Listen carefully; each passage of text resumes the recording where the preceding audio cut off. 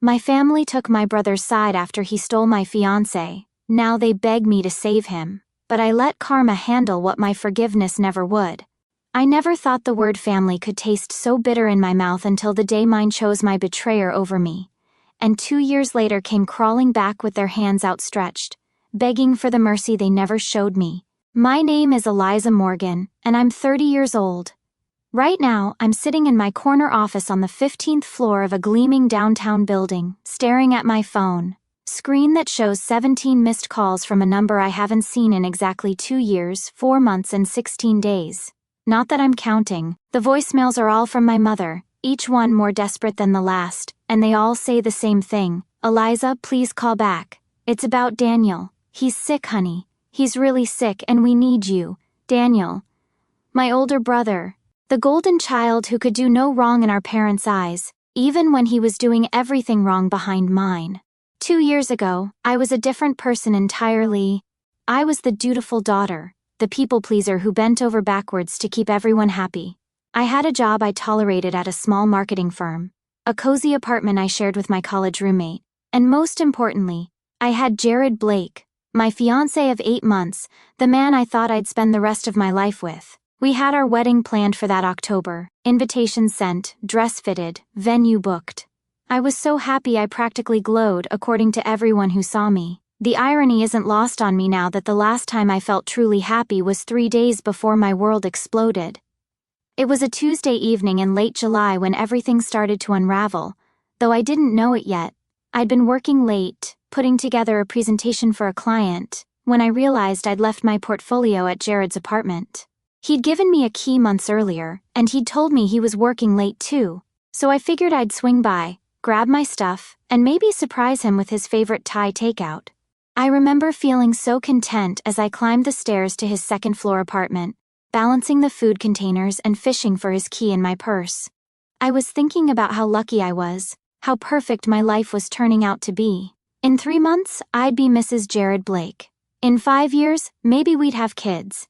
In 10 years, we'd probably have that house in the suburbs with the white picket fence and the golden retriever. Those dreams died the moment I heard the voices coming from inside the apartment. At first, I thought Jared had a friend over, which would have been fine. But as I got closer to the door, I realized the voices were intimate, hushed, the kind of whispers people share when they're alone together in ways they shouldn't be. "We can't keep doing this," I heard Jared say, his voice thick with emotion. "I know," came the reply. And my blood turned to ice in my veins, because I recognized that voice. I'd heard it my entire life, across dinner tables and during family game nights and through countless phone calls where he'd complained to me about his latest relationship drama. It was Daniel. My brother Daniel was in my fiancé's apartment, and they were talking like... I stood frozen outside that door for what felt like hours but was probably only seconds, my mind refusing to process what I was hearing. There had to be an explanation. Maybe they were planning something for the wedding. Maybe Daniel was helping Jared with some surprise for me. Maybe I was misunderstanding everything. Then I heard Daniel say, "She can never know about us, Jared. It would destroy her." And Jared's response, "I love you, but I can't hurt her like this. The wedding is in 3 months. I know, but after the wedding we'll figure something out. We always do." The Thai food containers slipped from my hands and crashed to the hallway floor, sending pad Thai and green curry splattering across the dingy carpet.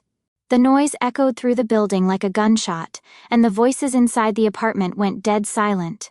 I should have run. Every instinct in my body was screaming at me to turn around and flee, to pretend I'd never heard any of it, to go home and crawl under my covers and wake up in a world where my brother wasn't in love with my fiancé, and my fiancé wasn't planning to marry me while carrying on an affair with my own family member. Instead, I used my key. The apartment door swung open to reveal a scene that's burned into my memory like a brand. Jared and Daniel were sitting on the couch, but not like friends watching a game or having a casual conversation. Daniel's hand was on Jared's thigh. Jared's arm was around Daniel's shoulders. Their faces were flushed, their hair messed up, their clothes slightly disheveled in a way that told me everything I needed to know about what they'd been doing before their little heart-to-heart about my impending devastation. They both looked up at me with identical expressions of horror, like deer caught in headlights. For a moment none of us moved or spoke. We just stared at each other across the wreckage of my life.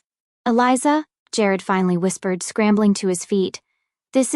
We weren't, how long?"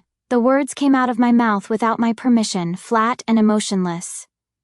"Eliza, please, let us explain," Daniel said, standing up too. "My own brother, the person who was supposed to protect me from heartbreak, not cause it. How long?" They looked at each other, and in that glance I saw years of shared secrets, stolen moments, lies told to my face while they laughed about it behind my back.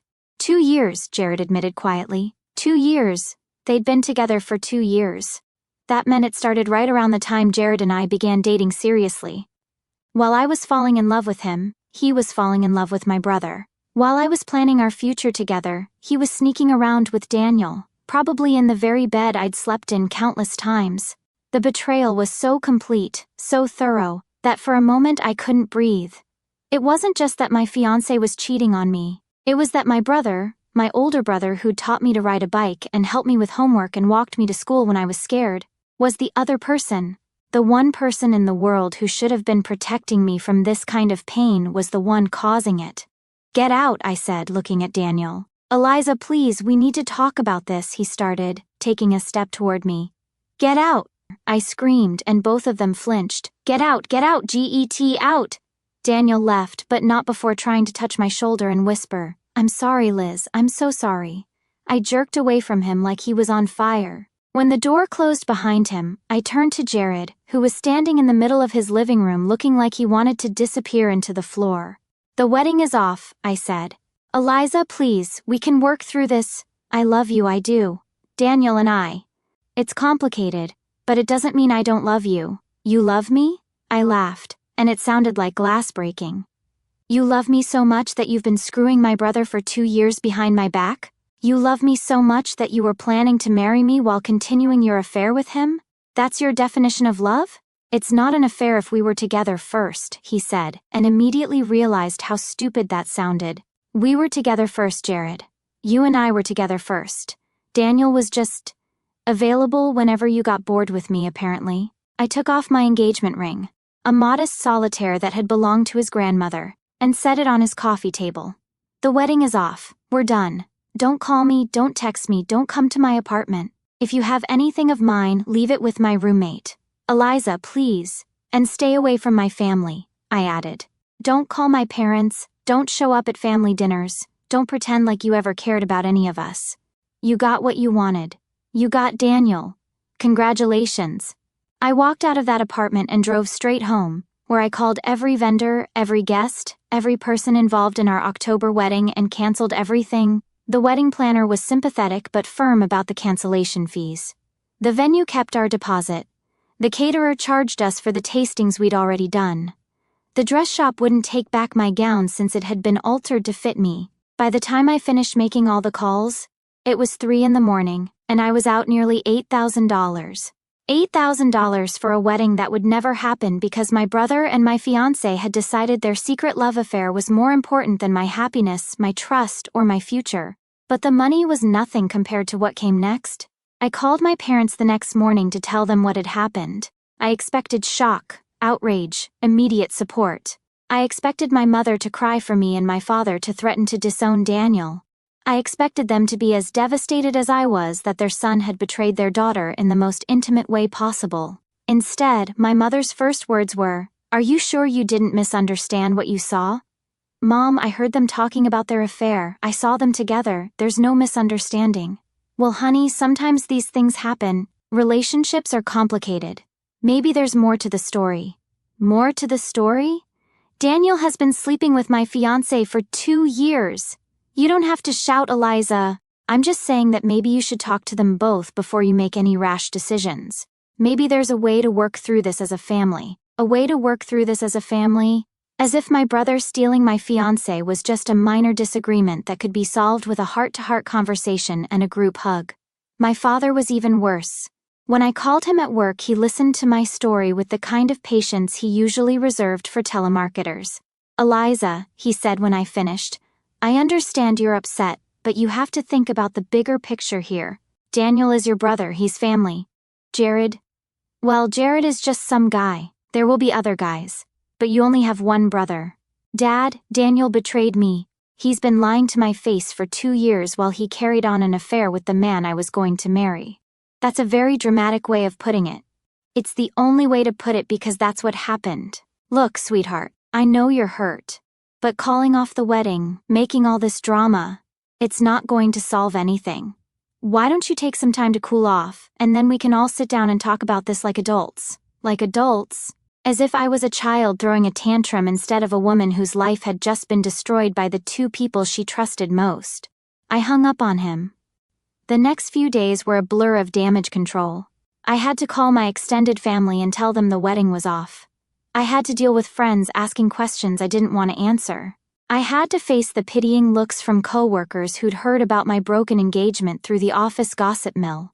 Through it all, I kept expecting my family to reach out, to check on me, to offer support. I thought maybe they just needed time to process the situation.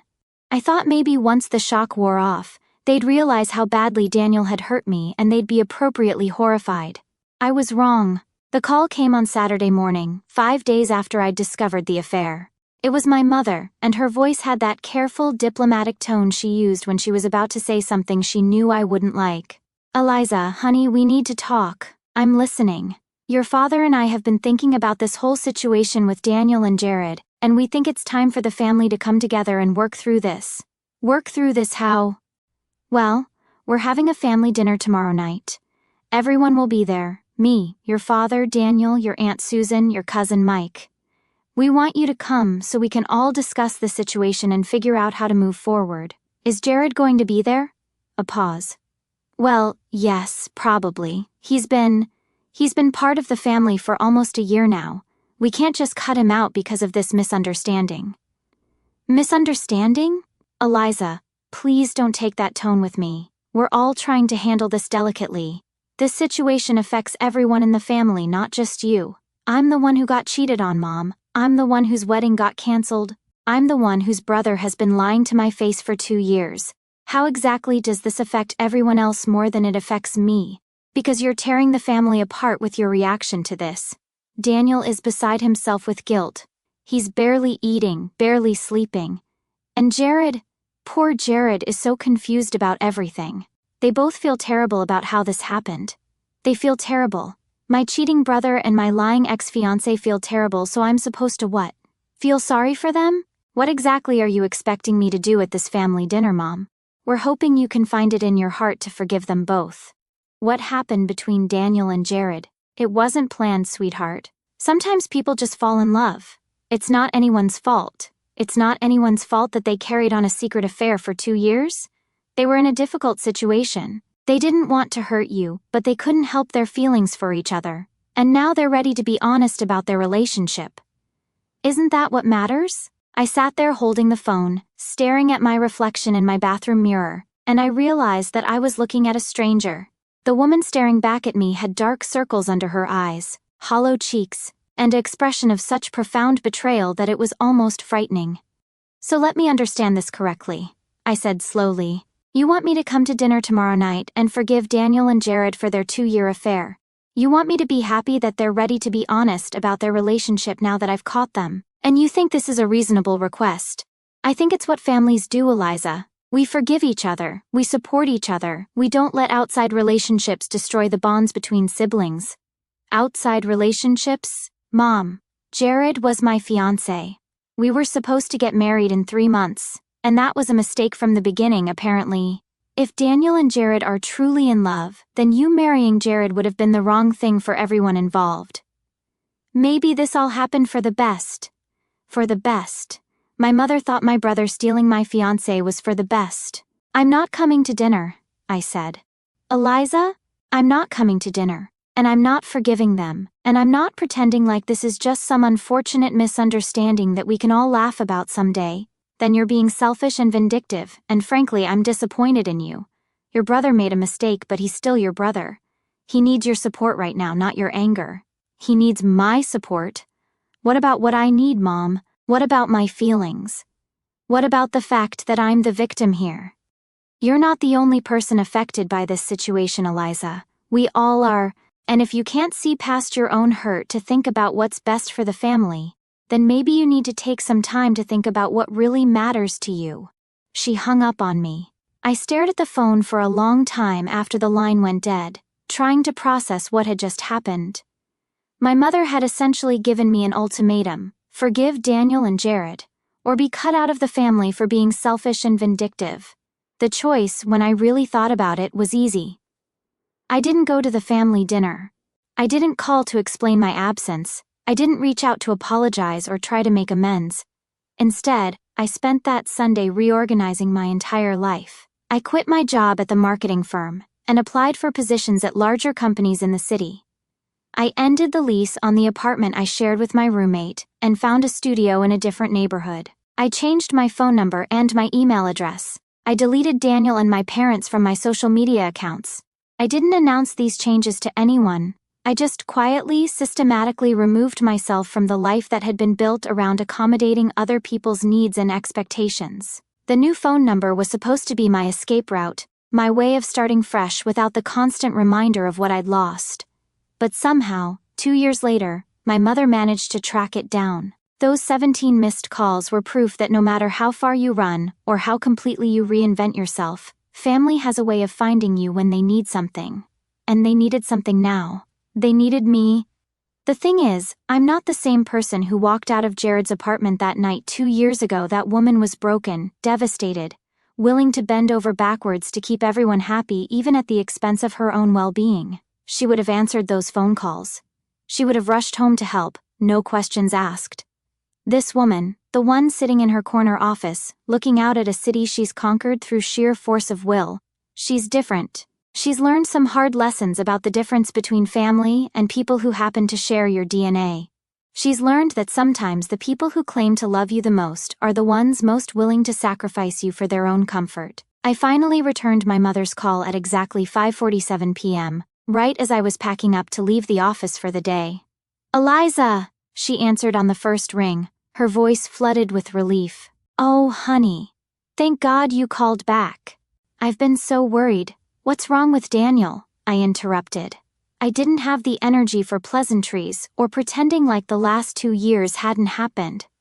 "He's sick, sweetheart. Really sick. The doctors think it might be cancer, but they need to run more tests to be sure. The thing is, he doesn't have insurance right now, and the tests are expensive, and the treatment. If he needs treatment..." She trailed off, and I could hear her crying softly on the other end of the line. "How much do you need?" I asked. "The initial tests alone are going to cost about $15,000, and if it is cancer, the treatment could be, well, it could be hundreds of thousands of dollars, for the brother who betrayed me and the family who chose him over me." "What about Jared?" I asked. "Isn't he helping?" A long pause. "Jared? Well, Jared isn't in the picture anymore." "What do you mean?" "They broke up about 6 months ago. Things got complicated between them, and, well, when Daniel got sick, Jared decided he couldn't handle it. He moved to another state. We haven't heard from him since. So Jared, the great love of Daniel's life, the man my brother destroyed my engagement for, had abandoned him the moment things got difficult. There was some poetic justice in that, I supposed." "Mom," I said carefully, "why are you calling me? You made it pretty clear 2 years ago that I wasn't part of this family anymore." "That's not true, Eliza. You're the one who cut us off. You're the one who changed your number and moved away and refused to talk to us. I refused to come to a dinner where you expected me to forgive the people who betrayed me and pretend like everything was fine.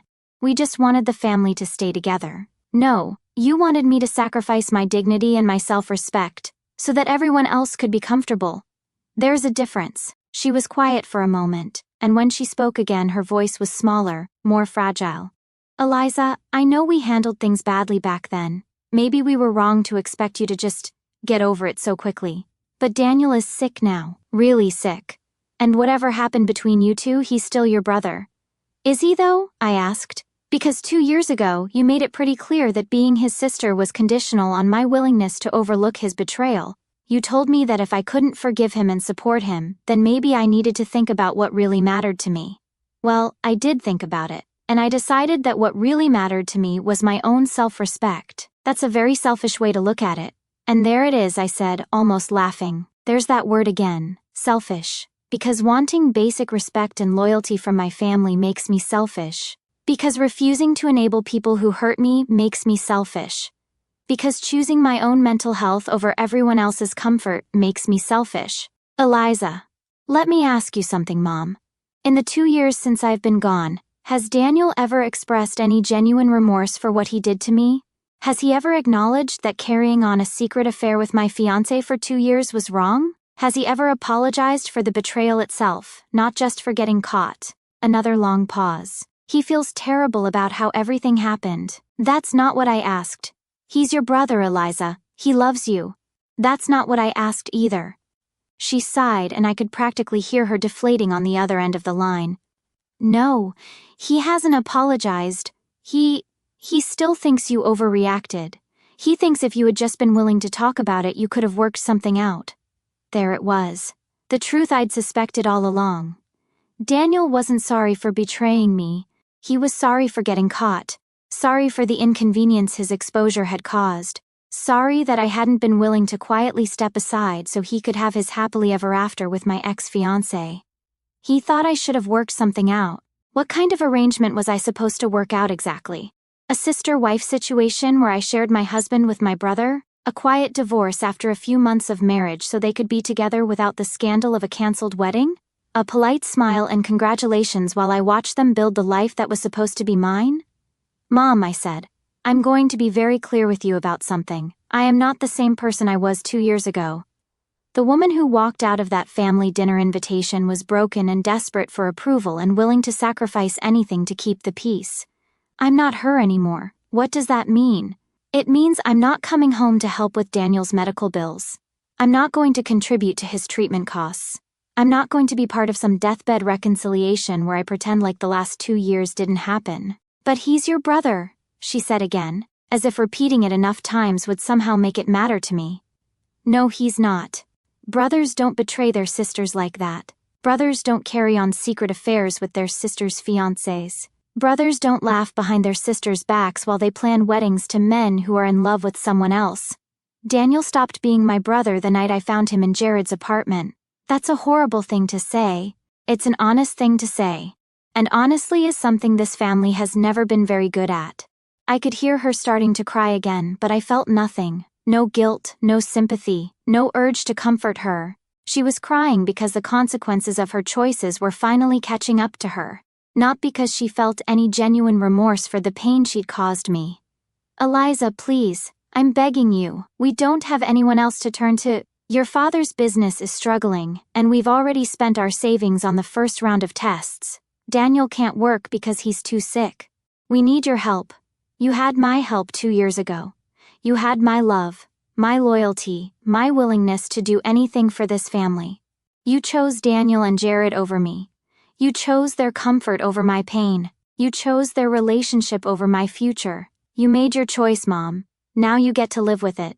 Don't do this, Eliza. Don't let your anger make you cruel. I'm not angry anymore, Mom. Anger would require me to still care enough about any of you to feel something. I'm just done. What if he dies? She whispered.